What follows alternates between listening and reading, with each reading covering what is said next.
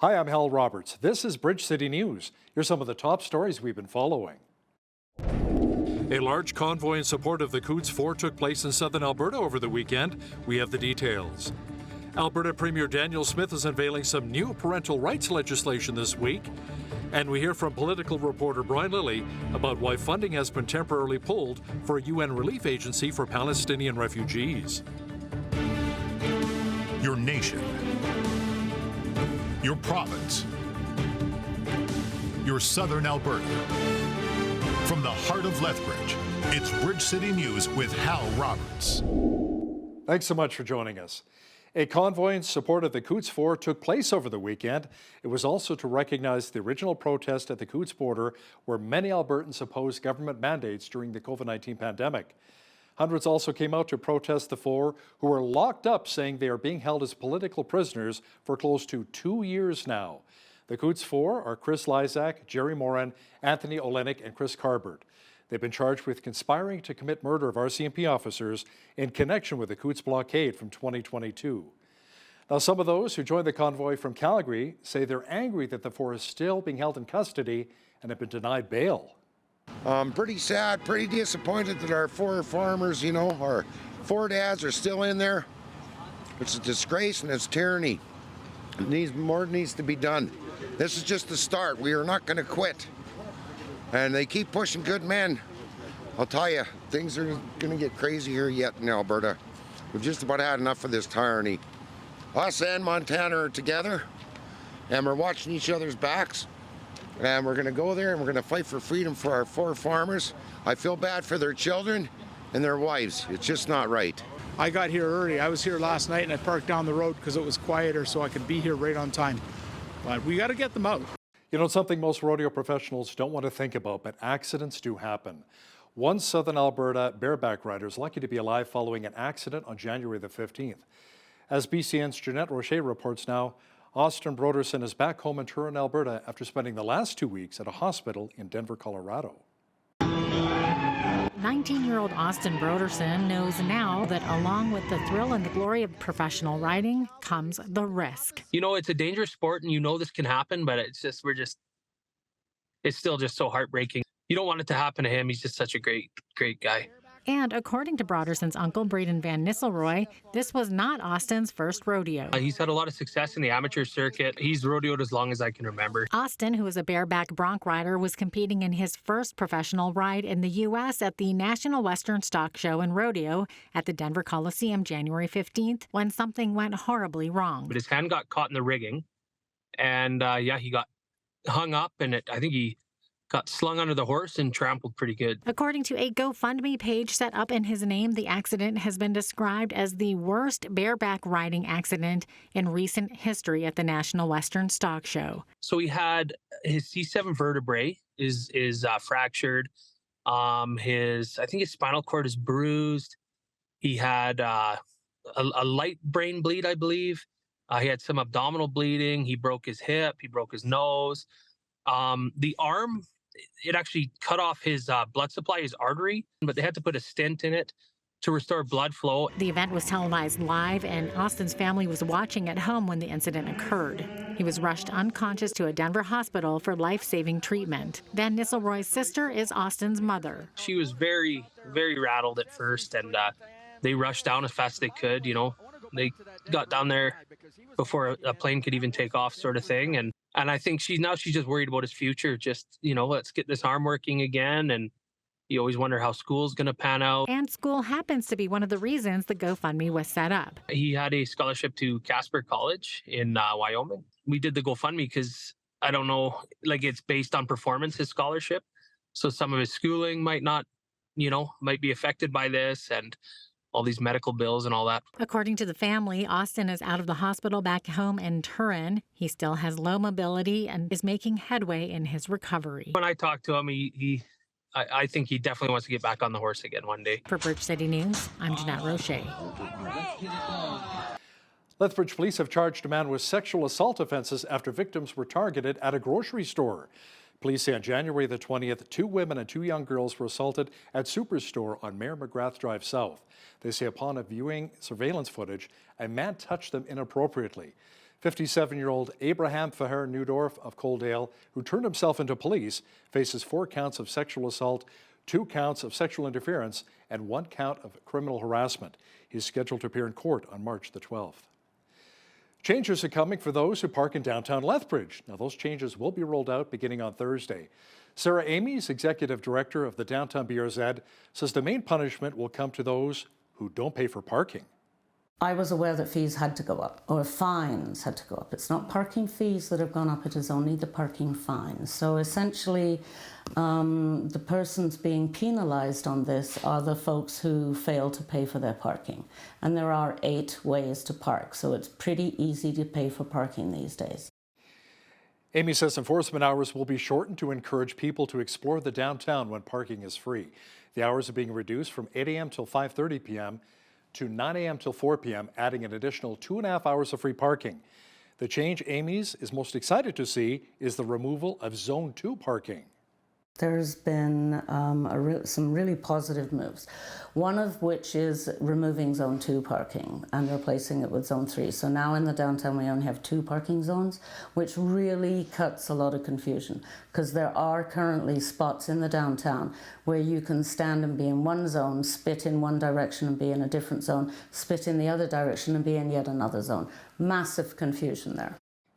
The changes officially go into place on February the 1st, with a possible free parking days upcoming in the new year. An innovation conference is coming to Lethbridge this spring. The gathering is a chance for business owners to highlight the latest trends and advancements they've made in a variety of sectors. Erin Ugenti with High Level Events say this is a chance for people to take in different topics without going too far. So we're going to have over 80 exhibitors. We've got 2 full days of speaking program across May 3rd and 4th.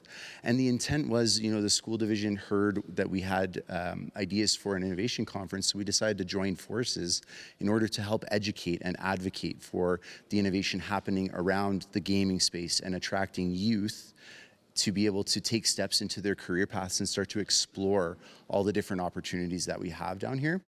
Organizations such as Tourism Lethbridge, the BIPOC Foundation, and the Lethbridge School Board will be hosting their own booths to discuss the advancements they have made. Ugenti says the event will also feature panels and keynote speakers. So some of our confirmed sessions that we've already got kind of underway, we have a segment on the state of innovation technology in Alberta. So there'll be like a panel address talking about the future of innovation and technology in the province. We also have a session on innovation in quantum computing. We're going to also have a panel around women in game development and inclusion in the development space and things like that. One that I'm really excited for, we have a Juno-nominated artist coming up to do the innovation in music session as well. And so, like I was saying, there's so much really exciting stuff that's going to be coming together for it. The conference will be taking place May 3rd through the 4th at the Agri-Food Hub and Trade Centre. Well, it was nice to see that we had double-digit temperatures again today. Jeanette Rocher is in now with a quick peek at the forecast. Jeanette, it appears as though the warmer weather may be sticking with us for most of the week. Could we potentially see any records being broken? Yeah, well, we initially thought we were going to get there today if we got over 14 degrees like we were forecasted. Didn't quite get there today. So now we have our sights set on this coming Wednesday, which is the last day of January. So if we can get up to 14 degrees, we will beat that record that was set back in 1962. It was about 13.9 degrees. So we're hoping for that 14 on Wednesday. As for tomorrow, we're looking at a high of 11 degrees, mainly sunny skies, winds from the southwest up to 50 kilometers per hour. And I'll be back later in the show to give you the 7-day forecast as well as the forecast across the country. Great. Thanks so much, Jeanette. Alberta Premier Danielle Smith says her government will be unveiling new parental rights legislation soon. Smith says there needs to be a balanced approach between supporting children to form their own identities and parents having the right to know what is being taught in schools. She made a promise last November to caucus members to protect parents' rights. The UCP passed a motion requiring parental consent if a child under the age of 16 wishes to use a different name or pronoun at school. That mirrored recently passed legislation in Saskatchewan that has drawn harsh criticism from the LGBTQ2+ community. If the legislation is passed, Alberta will be only the second province in Canada to enshrine parental rights into law. The province also announced that this is Red Tape Awareness Week. Dale Nally, our province's Minister of Red Tape Reduction, says through the efforts of the UCP, a lot of time and money has been spent, and to help Albertans save money. In fact, by modernizing regulations and reducing administrative burden, we have saved Albertans and businesses $2.75 billion since 2019. That's $2.7 billion to invest in the success of Alberta's economy. Today, as we acknowledge the importance behind Red Tape Awareness Week, I am pleased to announce that we have reached our goal to cut red tape across government by 1/3.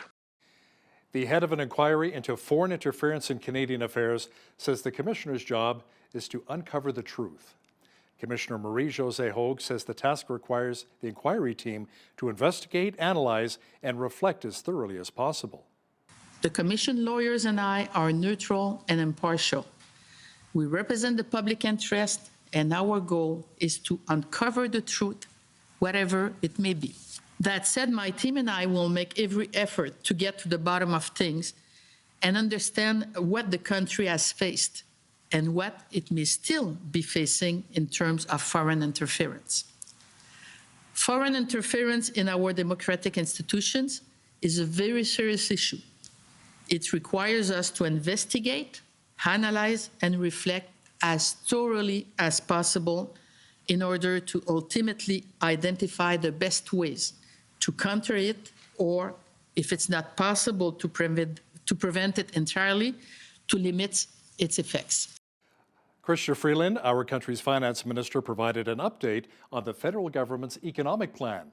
Freeland says inflation continues to go down, and that's good news for Canadians. Inflation is now down to 3.4%, and that is down from its peak of 8.1%.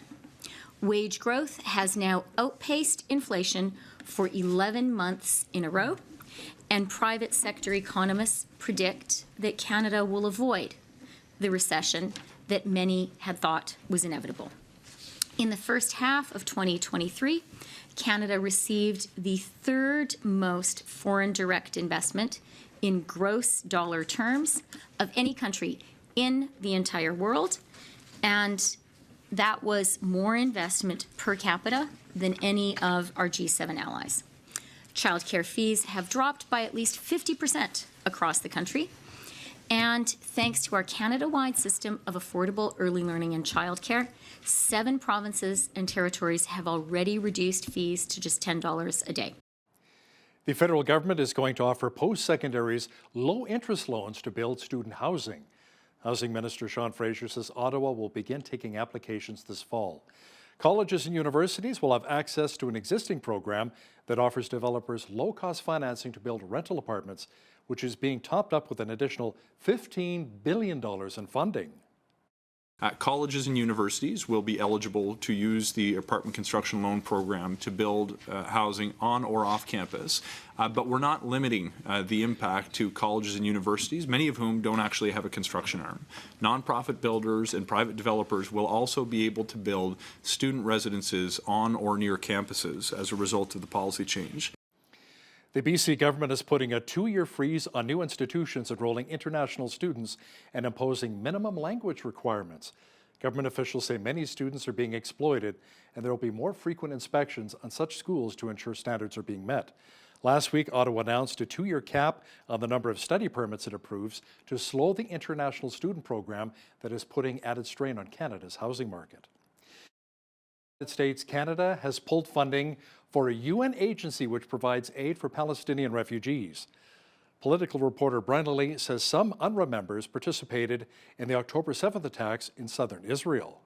Over the weekend comes out the report that at least 12 members of UNRWA employees, which means they're United Nations employees, took part in the terrorist attacks of October 7th. The Wall Street Journal has a report out today on their front page stating that 12,000 UNRWA employees, or 10% of their workforce, are active members of Hamas. This should have been well known, but the Trudeau government has resisted calls to even review funding up until the United States said they were putting it on pause. Mr. Lilly will also discuss what the polls are saying as to the popularity of the Conservative Party of Canada right now. That's coming up after Business News. The U.S. military says 3 American troops were killed and 25 more were injured Sunday in a drone strike in northeast Jordan near the Syrian border. U.S. President Joe Biden blamed Iran-backed militias for the first U.S. fatalities after months of strikes by the groups against American forces across the Middle East amid the Israel-Hamas war.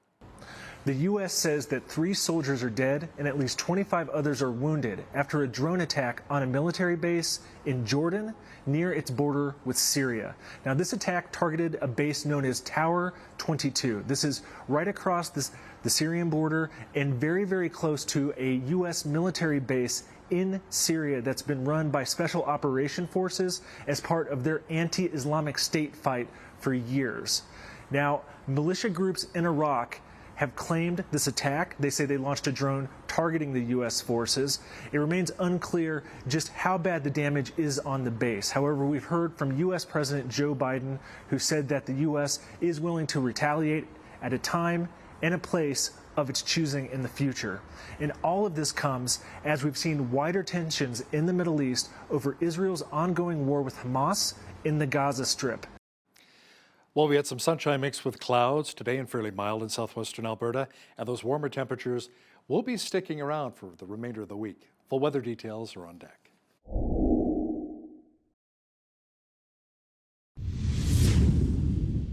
You know, the average high for this time of year is just below the freezing mark. We are well above that. Jeanette Roche is now with all of the weather details. Jeanette, how long can we expect this warming trend to continue? Well, right through the week anyway, Hal. It's not until the weekend that we're going to be getting back into seasonal range, particularly by Sunday there when we get back into that minus, which of course is the high for this time of year. But look at this forecast for the rest of the week. High of 11 degrees on Tuesday, mainly sunny skies as well. We've got clear skies continuing into Wednesday. High of 14 degrees. Now, if we can actually reach that, then we will beat the record set back in 1962, which was 13.9 degrees. So if we can get above that, there we go. We're going to have a record-breaking day. High of 12 degrees on Thursday, 11 for Friday, and then there we go into the weekend. Suddenly we're back into close to seasonal, so 6 degrees, still higher than regular for this time of year. Looking at a chance of flurries as well for Saturday and Sunday, and then Sunday we're looking at that seasonal range, high seasonal range really, -1 for a high to round out that 7-day forecast. So the average high for this time of year, like I was saying, -1, -13, the average low 14 was our record on this day. We were hoping to get there today. Didn't quite happen though. That was back in 1940 that was set. And in 1996, we had our cold record for this day, which was -39.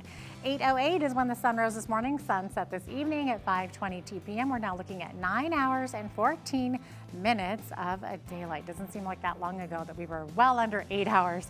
Okay, on the west coast tomorrow, looking at a 30% chance of showers in Victoria, high of 12 degrees, 13 for a high, and Vancouver seeing rain begin tonight. 40% chance of showers tomorrow. Also, there's a rainfall warning in effect for the Sea to Sky Highway. So that's the area between Squamish and Whistler, BC, looking at 60 to 100 millimeters of rain this evening right through midnight. Okay, back in Alberta tomorrow, there are a pair of 12s there for both Edmonton and Calgary, looking at mainly clear skies as well. As we get to the rest of the prairies, we are seeing fog patches dissipating by noon in all 3 of these prairie cities here. Saskatoon, Regina, and Winnipeg. 5 for a high in Saskatoon. 7 is the expected high tomorrow in Regina with clear skies expected and a mix of sun and cloud tomorrow with a high of 3 degrees in Winnipeg. As we get to the central part of the country, not too bad at all. We're looking at a high of 2 degrees in Toronto, mainly cloudy skies, mainly overcast as well. Expected tomorrow in Ottawa, high of -2, -6 for a high in Montreal, with a mix of sun and cloud as well there. As we get to Atlantic Canada, we've got clearing skies in Fredericton, high of -6, -3 for a high in Halifax, mainly sunny. We've got a 30% chance of flurries expected tomorrow in Charlottetown, high of -5 as well expected tomorrow in St. John's. As we are looking at a winter storm watch tonight, that should be blasting right through to midnight. We're looking at 80K winds and also up to 25 centimeters of snow along the Avalon Peninsula. But tomorrow in St. John's, looking at a mix of sun and cloud and 40K winds there. So there you have it. That is your forecast. Court documents say Flair Airlines owes Ottawa more than $67 million in unpaid taxes. That has prompted the federal government to obtain an order for the seizure and sale of the carrier's property. The money relates to import duties on the 20 Boeing 737 MAX jetliners, which make up the budget airlines fleet. A spokesperson for the Edmonton-based company says they have a deal with the Canada Revenue Agency to pay back the taxes. The order follows the repossession of 4 Flair planes last March after leasing manager Airborne Capital claimed that the company regularly missed payments over the preceding 5 months. Amazon has called off its proposed acquisition of iRobot. The e-commerce giant had announced that it would purchase the maker of the circular-shaped Roomba vacuum for $1.7 billion. Both companies expressed disappointment as they jointly announced their agreement to terminate the acquisition. Amazon is blaming undue and large regulatory hurdles. The deal was facing antitrust scrutiny on both sides of the Atlantic. In the wake of the news, iRobot also announced that it would lay off around 31% of its staff and its CEO would depart. Now, here's a look at today's markets. The TSX was up 74 points on the day to finish at 21,200. The Dow was up 224 points to 38,333. The S&P 500 was up 36 on the day to 4927, and the Nasdaq was up 172 points to 15,628. West Texas Intermediate Oil was down $1.08 to 76.93 US per barrel. Natural gas was down 22 cents to 2.49 US. Gold was up $14.22 on the day to $2,032.74 US an ounce, and silver was up 40 cents to 23.20 US an ounce. Feed wheat is at $8.76 per bushel, barley's at $6.31, canola's at $13.88, and corn is at $7.49 per bushel. Live cattle February contract was down $1.08 to $177.38. Feeder cattle March contract was down $1.08 to $238.63, and lean hogs February contract was up 35 cents to 75.28. The Canadian dollar was down slightly over the past 24 hours to 74.52 US. Recapping one of our top stories now, Alberta Premier Daniel Smith says her government will be unveiling new parental rights legislation soon. Smith says there needs to be a balanced approach between supporting kids to form their own identities and parents having the right to know what's being taught in schools. She made a promise last November to caucus members to protect parents' rights. Canada has temporarily suspended funding for a UN agency that provides aid for Palestinians. Political reporter and Sun columnist Brian Lilley will describe why in just a moment. Listen, when you see news happening in your community, be sure to drop us an email at info@bridgecitynews.ca. And if you missed any of our local stories, visit our website, bridgecitynews.ca.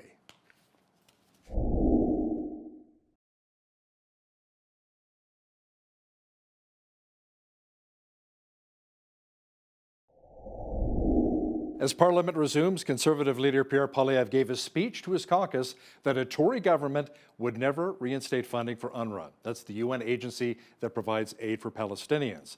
The Trudeau government is only pausing Canadian aid there right now. Now, to chat about this in more detail is political reporter and Sun columnist Brian Lilley, who joins us once again from Toronto. Brian, what prompted the change and the pause? Does it have something to do maybe with those who were involved in the October 7th attacks in Israel? Yeah, look, the Trudeau government was warned before they reinstated funding in 2016. The Harper government had gotten rid of it due to the absolutely well-documented, multifaceted ties between the UN Relief and Works Agency, which is what UNRWA stands for, and Hamas terrorists and other terrorist groups. And so the Harper government said, we're not going to fund a group that has so many links to terrorism. Trudeau came in 2016, and even though he was warned by officials, he was questioned about it by the media, said, oh no, we have assurances this is never happening again. So he reinstated funding, and since then, we've given them well over $200 million. Well, over the weekend comes out the report that at least 12 members of UNRWA employees, which means they're United Nations employees, took part in the terrorist attacks of October 7th. The Wall Street Journal has a report out today on their front page stating that 12,000 UNRWA employees, or 10% of their workforce, are active members of Hamas. And Canadian Hillel Neuer, who runs the group UN Watch, has documented that there is an open Telegram channel where 3,000 UNRWA teachers are participants in celebrating the killings, the murders, the rapes, the attacks of October 7th. So, I mean, this should have been well known, but the Trudeau government has resisted calls to even review funding up until the United States said they were putting it on pause, joined by other countries, including Britain, France, Italy. The European Union, by the way, has said, we want our people to do an investigation. We don't trust you to do your own investigation. We want to appoint someone. If that happens, the rot within UNRWA, which I've been documenting for more than a decade, Hal, will be fully exposed. I can tell you that when I was in Israel last week, the two things that I heard over and over again is Hamas must be destroyed and dismantled, and also that UNRWA cannot be part of the future of Gaza or the West Bank going forward, because the people we spoke to across the political spectrum said UNRWA is Hamas, Hamas is UNRWA. There is no difference. Brian, it appears as though the main issue that federal Conservatives are dealing with right now in the House of Commons is affordability, which is impacting millions of Canadians right now. What has Pierre Poilievre said about fighting back against the carbon tax? Yeah, I mean, affordability touches on so many different issues, but one of the areas that he said he will fight on is the carbon tax, and he's going to renew his fight to get the remainder of the carbon tax taken off of farms and farmers. Now, the Trudeau Liberals say, well, 97% of what goes on a farm isn't subject to the carbon tax, but the proposal by the Conservatives to take it off the remaining, we're told, would save farmers $1 billion over the next several years. As Poilievre keeps saying, if you tax the farmer that grows the food and the trucker that transports the food, then you tax everyone who eats the food. And we know what's going on with food affordability in this country. So he's renewing that. The Trudeau Liberals have fought this tooth and nail.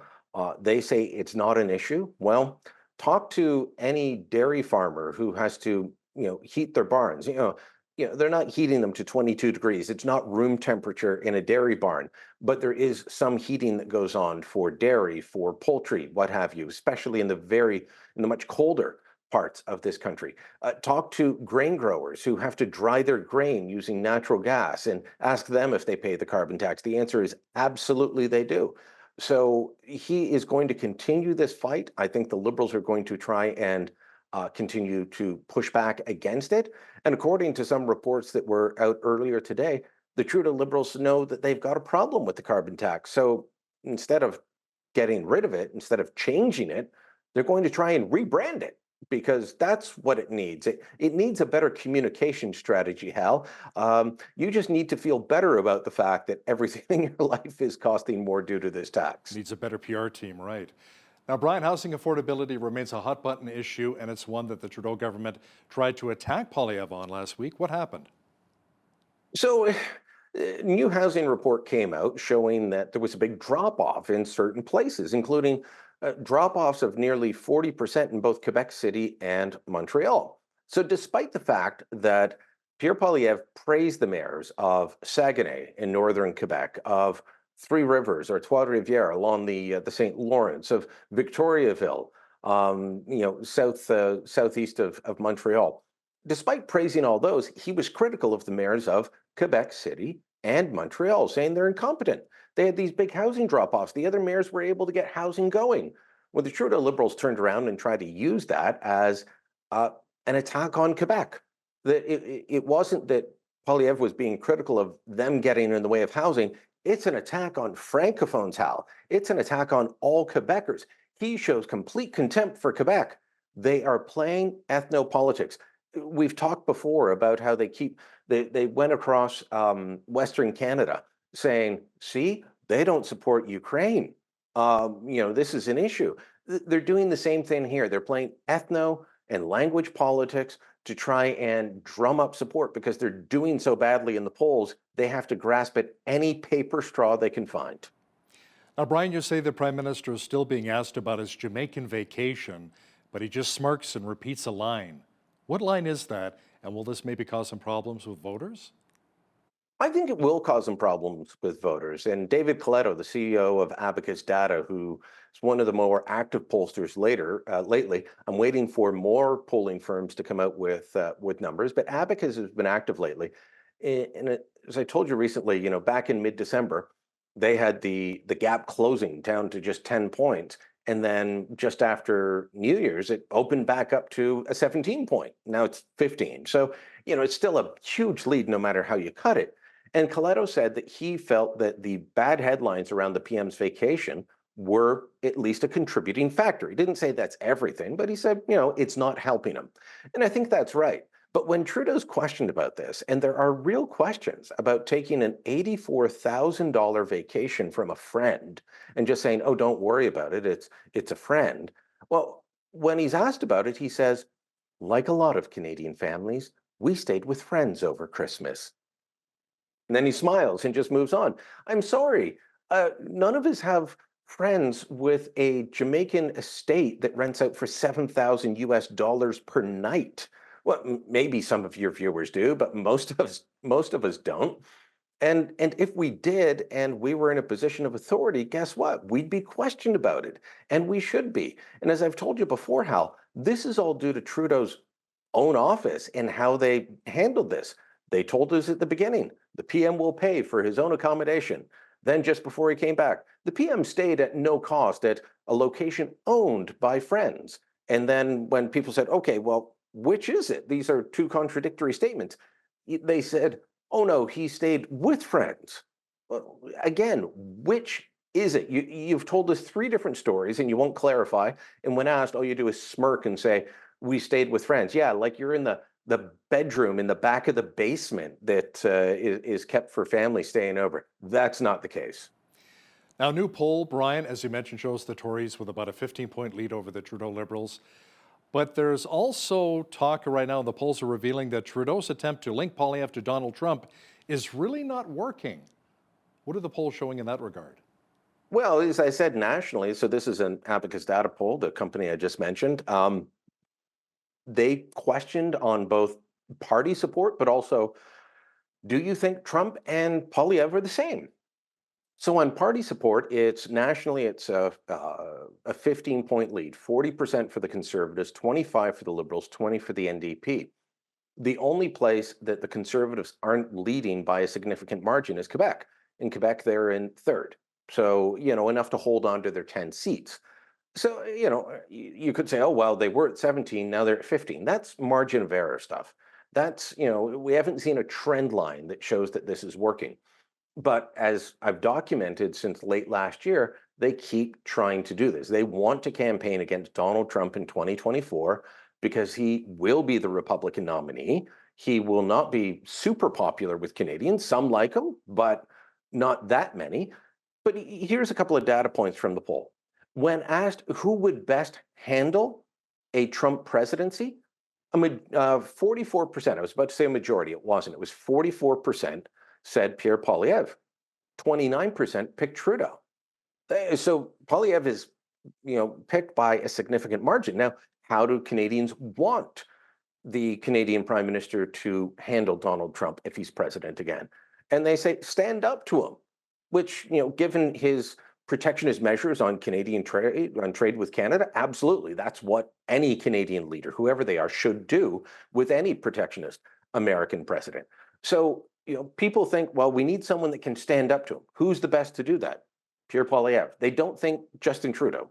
So that's telling. Then they were asked to, on a scale of 1 to 10, how much do you like these leaders? Well, Trump was a 3 out of 10. Trudeau was 3.6. Biden was 4.9. And I believe Poilievre was 5.1. So Poilievre is far more popular than Trudeau is. And Trudeau's closer to Donald Trump in popularity with Canadians than he is to Poilievre. So, this bizarre attempt to try and flail around and link him doesn't appear to be working. About 40% of Canadians think there's some similarities. About a third, so 33%, don't think there are. And the rest say, well, I don't know. So they've got their work cut out for them. But, the real issue for the Liberals is Canadians don't like Justin Trudeau anymore. As happens with every politician, they've had their time with him. They're done.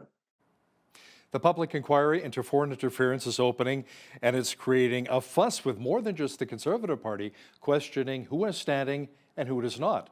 Let's talk more about that. Yeah, a coalition of human rights groups, including those that represent Chinese Canadians and those who represent Uyghurs, of course, the Turkic Muslim minority that's being persecuted by China. They say, look, we're not comfortable with this. Some of them are talking about withdrawing from uh, the inquiry at all. The head of the Uyghur Association said they're very uncomfortable with the fact that Michael Chan, former Ontario Liberal cabinet minister, who has, there's long been claims of deep ties between him and the government in Beijing. Han Dong, who was the Liberal MP who had to leave the caucus over allegations that he received help from the Chinese consulate to win his nomination, if not the election. He's been given standing, which means that they can both cross-examine these groups and also Senator Poo, who they're saying this guy is they view him as an agent or a mouthpiece of China, and for that reason they say we don't feel comfortable being cross-examined by him and these others. Meanwhile, the Conservatives have not been given standing. They don't get to cross-examine witnesses. They don't get to see all of the evidence. And the judge in this case, Justice Hogue, has said to warn the Conservatives, if you complain too much, I'll take away what little standing you do have before the commission. So it's not off to a good start. It looks like it's politics from the beginning. And, she said at the opening, I'm here to uncover the truth. Well, are you uncovering the whole truth or part of the truth and leaving other doors unopened? That's my big worry, but we'll have to wait and see and hold our own judgment until then. She may surprise us, but we'll see. Ryan, the last time we chatted, you were in Israel. Not only did you have a chance to see the kibbutz where Hamas attacked on October the 7th, but you also stopped by a few religious sites, including where Jesus was crucified. What was that like for you? It was amazing, Hal. We got to tour Jerusalem for a few hours on our final day there, in between briefings with politicians, including the Israeli Ministry of Foreign Affairs, on how they were handling the South Africa genocide appeal before the International Court. So in the middle of all that, it's like, okay, you've got some time. We went to a couple of places, the Western Wall, where, of course, that's the retaining wall for the Second Temple, was able to go up and pray there. That was an incredibly moving experience. Was able to go and pray at the Church of the Holy Sepulchre. That current building, I believe it's from the 13th century. It replaced a building from the 3rd century. This is the location where they've long believed, because followers of Christ have been praying there since shortly after he was crucified and buried. This is the site of the crucifixion. This is Golgotha. And in fact, there's a spot upstairs where you can see the bedrock that was Golgotha, where they would mount the crosses, and you can reach through and touch the stone. That was incredibly moving. You can go into the tomb and pray at the tomb. All of these things, much of the church was under renovation and reconstruction. It's old. I'll be honest, it's not all that fancy, but it's from the 13th century and it sees a lot of wear and tear over the years. But it was an incredibly moving experience for me as a Christian and as a Catholic to be there. Mm-hmm. But I'll tell you, I was there with people who were not religious as well, and they found it incredibly moving. One was he described himself as a lapsed Anglican, not really believing. Found it incredibly moving. And another one of my colleagues who was there was raised in a Sikh household, but not religious, and just kept talking about how incredibly moving this experience was. So, after all the horrible things that I saw and experienced, it was a bit of a cleansing moment, a bit of a renewal of the spirit to be able to go in and see these things that you've read about your whole life. But, for me anyways, I'd never been, so I'd never seen, and didn't realize that all these sites were encapsulated in a church that was built around them, called the Church of the Holy Sepulchre. And all the, many different Christian denominations act as guardians in concert together. They sometimes fight, the different denominations, over who's in charge of what. But it was quite the experience, and I'd recommend it to any of your viewers if you're in Jerusalem to go see these sites. Yeah, it's on my bucket list as well. Crucified, buried in the tomb, but rose again. Political reporter and Sun columnist Brian Lilly, thanks so much for your time today. Thank you, Hal.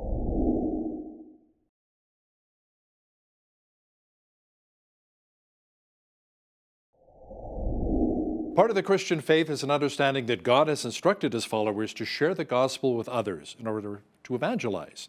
Many would argue, however, that it's easier said than done. Joining us today to discuss evangelism in the 21st century is Abe Locke, a retired pastor here in Lethbridge. Abe, welcome back to Bridge City News. Thank you very much. It's been a while. Yeah. So why does it seem so difficult for many Christians to share their beliefs with others? Is it maybe our own insecurities? Well, I have to think of what is the meaning of evangelism. First of all, you see, many of us are confused with the term evangelism, and that's why we don't evangelize. We have evangelists in the past, people like Billy Graham, Billy Sunday, the Satara twins, and the list goes on and on. All the time. These are people that have been specifically called to do evangelism as a full-time thing. But what you're talking about is for us as individual believers to be a so-called evangelists, but we will never be the professional evangelists, and that scares us. And we say, well, I can't do it. These guys have it, they know how to do it, they know their Bible and all the rest of that stuff. And so you're right. We live in fear of sharing because we compare ourselves to these evangelists. God hasn't called us all to be that kind of an evangelist. He wants us to evangelize who we are, where we are, in our circumstances, within the group of people that we live. And I think that makes a big difference to how people respond to the term evangelism. Now, do we tend to think that our neighbors and coworkers are probably not interested in knowing or hearing about Jesus and his saving grace? I think we think about that a lot, and that means that we haven't developed a proper relationship with them. If we get a relationship with them on a very comfortable one-to-one basis, so we can begin to talk about anything, then we can also talk about Jesus and about what he means and about our belief system. I often think that we're concerned because we don't know the Bible well enough, and that's very true. But you know, I've discovered one of the things that is most effective in my life as an evangelist, or as somebody who is evangelizing, is the fact that if I share what God has done for me, it's very hard for people to argue with that. It's very hard for them to be put aside by that because it's my experience. And when people share their experience, others tend to listen and pay attention. So, Abe, what do you say to someone who thinks that they need to have all of the right answers before sharing about Jesus?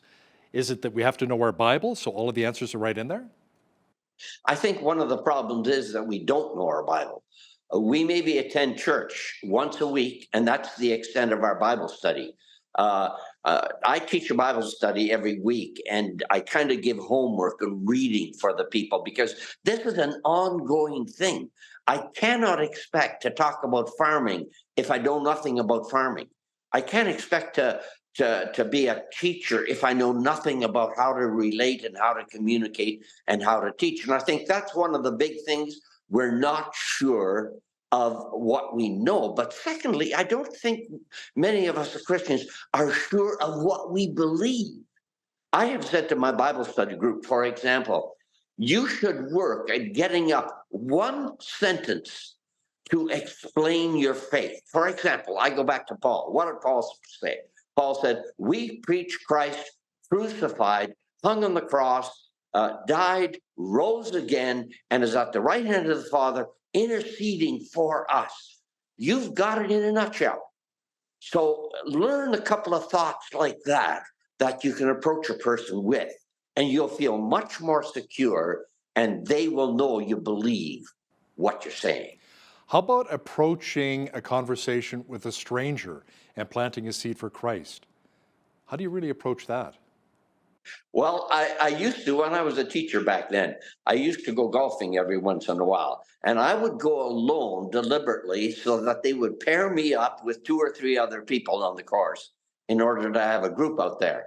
And I loved that because as we got to go, we would just chatter, and I would eventually ask them what they did for a living and how they could be on the golf course in the middle of the day or whatever. And they would share with me, and invariably, they would feel the pressure to ask me what I did. And I would say, well, I'm a salesman. Oh, what in the world do you sell? And I said, well, I sell the good news, and I sell something that's very special to me. And then I would begin to tell them what the good news is. Would be a natural in for me just to discuss it with them. And sometimes they would simply say to me, I don't want to hear another word. And I would say, well, that's fine. But I just needed to tell you what my belief system is, because we all have one. Now, what do you say to somebody who tells you, you know what, Abe, I really don't believe in sin? Yeah, well, I would quote some scripture to them. That's one way. But secondly, I met up with people like this at the university. And I would say, okay, if you don't let me talk about the Bible, that's my basis. And so I'm sorry, we really don't have a baseline to communicate. I said, if you want me to listen to some of the things that you believe in, I'm prepared to do that. However, I expect you then also to respect my belief system so we can have a discussion. You know, I once had a conversation with someone who didn't know Jesus, and this person said to me that she didn't believe that Jesus was the only way to our Heavenly Father. She says, you know what, as long as we're good people, God loves us all, we'll end up in heaven. But Abe, it even says right in the Bible, no one comes to the Father except through Christ. That's right. I had a fellow that said to me, well, Mr. Block, I think as long as you're on the bus, you're okay. It doesn't matter which bus you take. And I said, well, would that be good for you to get on any bus if you want to go to California, but it's going up to the Yukon? Well, he said, no, that wouldn't work. And I said, well, it's the same way here. You got to get on the right bus to get to the right destination, or you won't get there. What are some of the benefits of asking good questions in a conversation with a non-believer? Very crucial. And I think for me, the key is to build a relationship. If you don't have a relationship, it's like coming in a fog. I mean, the fellow doesn't know where you're coming from, or the person. If you have a little bit of a relationship, at least already, you build up a trust factor. And as you build up a trust factor, they will feel badly if they shut you out. They will let you say a few things at least. And I think it's very crucial to build up a trust factor. I was chairman, for example, of the condo association that we are here. So one of the things I tried to do was let the people know, I love to fix things. If you need help, call me. And that was the beginning of relationships where they trusted to just call me to help them, and that would lead to something else. Do we, as church-going Christians, perhaps maybe spend a little too much time hanging out with believers, fellow believers? I mean, if we really believe that we should be sharing the good news about Christ, then it stands to reason that we should be making more of an effort to reach out to our community, maybe even volunteer? Absolutely. You see, the thing is with church, and a lot of people have told me, I don't need the church. I've got the Bible and that's fine. No, I'm sorry. You do need the church. The Bible says very clearly, forget not the gathering of the saints, because that's where our encouragement comes from. That's where our support comes from. However, that's not the battlefield. The church is the place where you learn, where you get encouragement, where you get built up, so that when you do meet the others, and how can you evangelize if you're not meeting with people that aren't believers? Jesus went and met with the sinners. That's where he went. And we can't evangelize unless we have sinner friends with whom we have built a relationship, with whom we can communicate, and then the support of the church and the knowledge of the Bible goes with us as we communicate with them. Let's talk about fellowship then, about building up other believers and helping to inspire them, especially if they want to go out and evangelize, because no man or woman is an island, right? You need that love and support. You absolutely do. And I think that God gives us occasions when people say, well, I have no opportunities to talk to non-believers. Wow.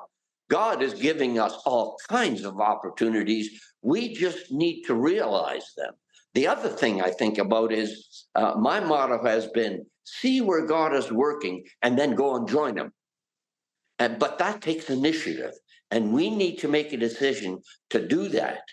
And so as we communicate with these people, I think an understanding of where they are coming from is also important. Do I know what they've gone through? Can I relate to the specifics in their life that have been difficult? My present wife and I, we both lost our spouses many years ago. Oh. And you know, it's interesting. When you go through that, it's amazing how people that know that will come and try and communicate with you because they want that encouragement, they want that fellowship, because they know you will understand. So reaching out to non-believers as well, is it really important to be a sounding board for someone, especially if they're hurting or maybe did lose a loved one, like you just mentioned? Absolutely. I think, and that's another thing with evangelism. The first thing we have to do is listen. I need to know where people are coming from. I need to understand why they're talking to me the way they are. And if I don't understand that, I'm going to respond in an incorrect way and maybe give them advice that they don't need. I know, for example, I've done a lot of funerals in my life. And one of the things I have experienced from a lot of the people that have talked to me, they've come with the idea, oh, I've had all these people quote scripture to me. I don't want to hear scripture. I want fellowship. I want company. I want somebody to sit with me. I always encourage people, when you are trying to help people like that, don't go and say, give me a call if you have a need. It never works. They're not going to call you. What you do is you go. That's all. You go and knock on the door and bring some food, or you go and you sit with them and cry with them. You just go, because they're going to not respond. And so I think it behooves us to make the move. And you know what? For somebody like me, who is an assertive personality, that's easier than for somebody who's very shy, very inverted and stuff like that. So I don't say it's easy. I just think these are things that we can all work at within how God has created us. So Abe, what would you list as maybe the top 3 do's and don'ts when it comes to evangelism? Don't preach. They don't want to hear that. Listen very carefully. And thirdly, share your testimony, which is not a threat. Quoting Bible, and you'll get to that point. You need to. But we often say, well, all you have to do is live a life. That's very important, because you will be the only Bible they will ever read. But eventually, you're going to have to share the gospel with words as well. They go together. Do you think tracts are still an effective tool for evangelism? It depends on the area of the world. I know that in some areas of the world, I have heard people are still using tracts. Matter of fact, in some areas, you have these big evangelism meetings still happening. In North America, that's not happening very much anymore, but in other parts of the world, it is. And if it's an appropriate tract, I think it can be very effective. For example, well, they used to be called the Gideons. They're not that anymore. But I know that they have found new ways. They have a magazine now that they put out. Well, people see the magazine and they take it and they read it, because there's a lot of good stuff in there. But it's not a tract, it's a magazine. And I know that they put out the Gospel of John, and they've got around in our area, and they put them into places that will allow them to be placed. And they're free. And it's amazing how many people will walk into a store and see something that's free and they'll grab it. And I think these kinds of things are very important, to try and put places in place where people are comfortable taking it. Let's talk about missions trips and evangelizing overseas. How important is that today in the 21st century? Yeah, good question. It depends, I think, on how it's done. I think we have a lot of groups that go to different parts of the world, especially with young people. and they try and give them experiences and training in evangelism. I think that's an excellent way to do it. There's no better way than get your feet wet in certain areas and begin to share the gospel. I think that's very important. And so I think there are many areas in the world that are still very open to that. I'm not sure it's quite as effective in North America. We have become rather self-sufficient. We don't need God, and so I don't need you is the attitude. I can make it on my own until they have a catastrophe or an accident or an illness or something. And then all of a sudden, they might sit and listen. So if we find out those things, we can be a part of that. And that's mission work at home, and that can be mission work abroad. And we have a lot of missionaries that are still going out there and meeting people who haven't heard the gospel or don't want to hear it. You know what I find really interesting as well? When I was a kid, I'd always hear stories about a lot of North American pastors, preachers going out to different countries in Africa to evangelize. Now those African nations are actually sending missionaries back to North America to evangelize. Because like you said, many in North America, it's all about themselves and self-centeredness and taking the focus off of God. So that's very interesting right now. Yeah, it is. I remember watching television. There's an ad that I hate when I watch television, and it's an ad advertising things for women, facial, et cetera, and they always conclude with the comment, "And you are worth it." And I'm thinking, that's the concept that we have in our world. We're worth it. So, serve me. It's me, myself, and I. And that's contrary to where the scripture wants us to go. Yep, you're worth it is an entirely different meaning when you talk about Jesus dying on the cross. We were definitely worth it in that regard. Yeah, absolutely. Retired Pastor A. Block, thanks so much for the chat today about evangelism. You are very welcome. It's a part of my life, and I enjoy it and love it. God bless. God bless you as well. On behalf of all of us here at Bridge City News, I'm Hal Roberts. Thanks so much for watching.